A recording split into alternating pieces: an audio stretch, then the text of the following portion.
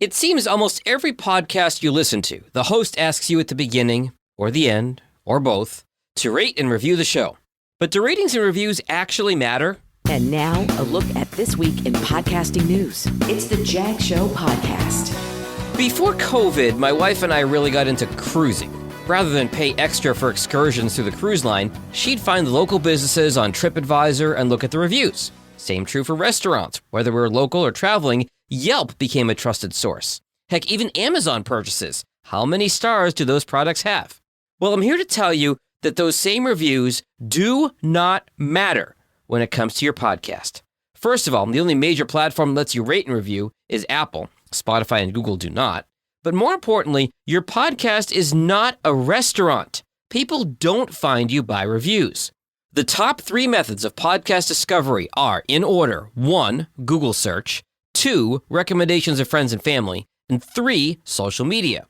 If you want to drive listenership, downloads, and discovery of your show, ask people to share the show with someone they know. You can also ask them to follow your show. Subscribe, again, means cost. Follow is free. If someone's following your show, they'll get each new episode when you release it. And further adding to the confusion, ratings of the Apple Podcast app itself in the App Store have gone from 1.8 to 4.7 stars. Why? People are hearing rate and review on Apple Podcasts, and they're rating the app, not your show. Now, what are ratings and reviews for your podcast good for? Well, there's the attaboy and the ego boost, the social proof that people like what you're putting out.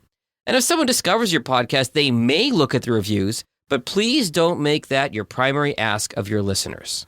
Quickly, other podcasting news this week, Medium.com getting into audio with the purchase of Knowable, an audio learning platform.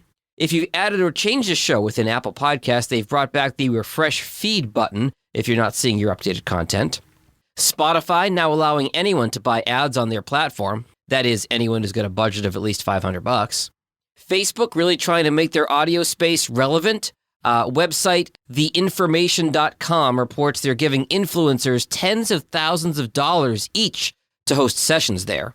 And finally, in podcast releases, CNN has re-released Anthony Bourdain's Parts Unknown series as a podcast. Not sure how I feel about that. And there's a new podcast called The Big East Show. It's just 30 years too late.